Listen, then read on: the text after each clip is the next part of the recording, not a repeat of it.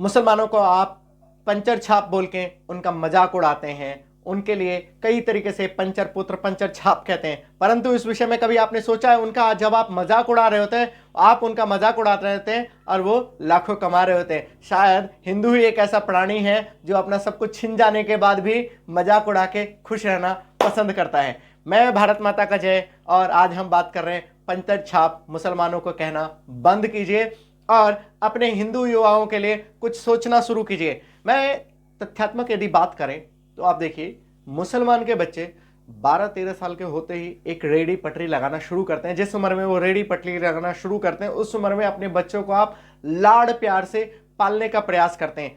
पालना चाहिए लाड़ प्यार से, किसने कहा नहीं पालना चाहिए, परंतु यहां स्टैटिस्टिक्स की जब बात आए तो एक मुस्लिम बच्चा जहां एक व्यापारी बनने का पूरा प्रयास में रहता है, वहीं वो बच्चा जब वो 22-23 साल का होता है, हिंदू बच्चा जिसको आपने बड़े लाड़ प्यार से पाला होता है, वो कहीं ना कहीं बहुत पीछे रह जाता है, बिछड़ जाता है, बिखर जाता है। और जब वो 22-23 की उम्र में आता है तो दोनों का कंपेयर करके देखेंगे तो एक तरफ मुस्लिम बच्चा जो है वो पूरी तरीके से व्यापारी बन चुका होता है, स्टेबल हो चुका होता है, वो मार्केट में उसको कोई हिला नहीं सकता, और हिंदू बच्चा 22-23 साल से जूते घिसना शुरू करता है।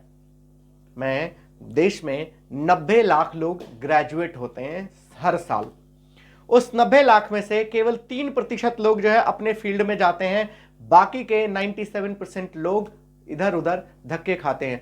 इधर उधर धक्के खाने वालों में 90% लोग बच्चे हिंदुओं के होते हैं। आप अपने बच्चों को बीटेक कराते हैं, एमबीए कराते हैं, बहुत बड़े बड़े कोर्सेज करवाते हैं, और वही मुस्लिम बच्चा कोई कोर्स नहीं करता। प्रत्येक दिन का, यदि वो 12-14 साल से उसने रेडी लगाना शुरू किया तो वो प्रत्येक दिन 1000 रुपये से 1500 रुपये तक रेडी पटरी वालों का, ये दिल्ली मुंबई जैसे बड़े शहरों के बच्चों की आय है। हमारे दिमाग में एक स्टैटिकली बहुत अच्छे से ये बताया गया, गवर्नमेंट ने भी बताया, हमारे समाज ने भी बताया, और हम सब ने इंप्लीमेंट किया कि बच्चे दो ही अच्छे, और वहां पूरी तरीके से बच्चों पे कोई नियंत्रण नहीं। बच्चे 10 अच्छे, बच्चे 12 अच्छे, बच्चे 20 भी अच्छे। और जब हम बात करते हैं बच्चे दो ही अच्छे, आप जिस तरीके से लालन पालन की हमने बात की, आप बहुत समय लगाते हैं, सब कुछ लगाते हैं, और तब जाके जब बच्चा बड़ा होता है तो मुसलमान कहीं से कहीं पहुंच चुका होता है और आप बहुत नीचे होते हैं। मैं बात करता हूं कि हमारे पास लोग, हमारे पूर्वज, हमारे बड़े लोगों ने, सबने कहा था अपने हाथ का हुनर होना चाहिए। जिसके पास अपना हाथ का हुनर है वो कभी मार नहीं खाता, ये हम सब ने सुना होगा। आज वो सारे हुनर हमारे हाथ से मुसलमानों ने छीन लिया है, और हम बड़े मजाक से उनका, बड़े अच्छे से हम उनका मजाक उड़ाते हैं कि पंचर छाप पंचर पुत्र। अरे पंचर पुत्र और पंचर छाप नहीं, अपने बच्चों का भविष्य देखिए, अपने आसपास जो आपसे व्यापार सब कुछ छीन लिया गया उसको देखिए। नाई, हम कहते हैं नाई हमारी एक जातियां थी जिसके लिए अभी लोग लड़ते भी हैं, आरक्षण में भी है, आरक्षित भी है।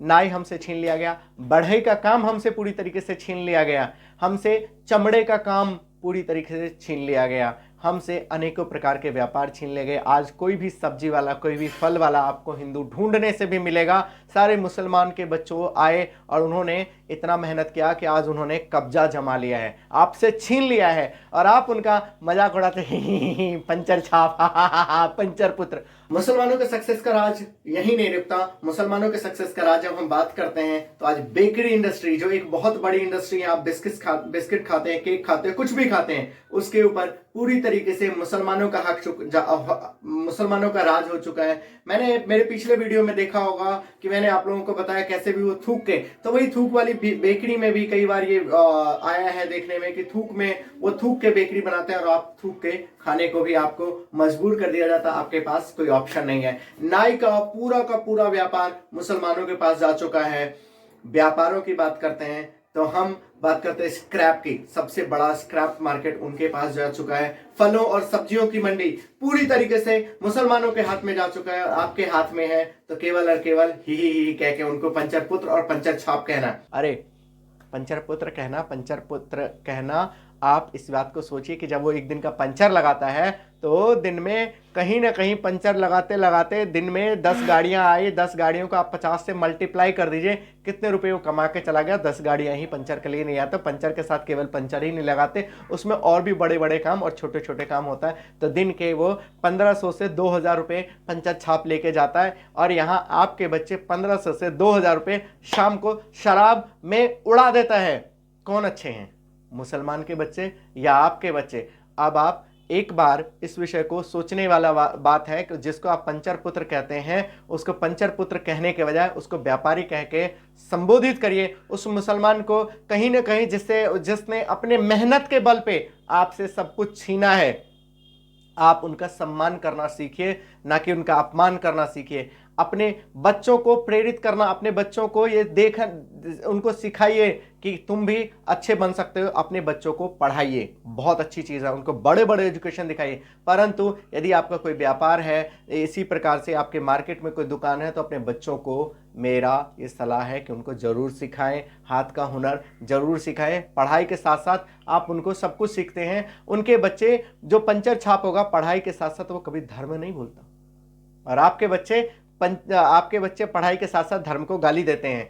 जेएनयू में सबसे ज़्यादा धर्म को गाली देने वाले आपके ही बच्चे हैं, और उनके बच्चे 5 टाइम का नमाज उसके साथ साथ पढ़ते हैं। और आपके बच्चे पढ़ाई के साथ किसी को कह दो तो कहते हैं पढ़ाई के साथ मैं कैसे कर सकता हूँ, मैं तो परीक्षा में फेल हो जाऊंगा। और उनके बच्चे कुरान पढ़ते हैं, नमाज भी पढ़ते हैं साथ साथ। और आपके बच्चे केवल पढ़ाई में रहते हैं, न पढ़ाई में सफल हो पाते हैं, न काम में सफल हो पाते हैं, और धर्म को हमेशा गालियाँ देने वाला बन जाते हैं। मेरा आप लोगों से निवेदन है कि अपने बच्चों को मुसलमानों के बच्चों से प्रेरित कीजिए कुछ सीखने के लिए।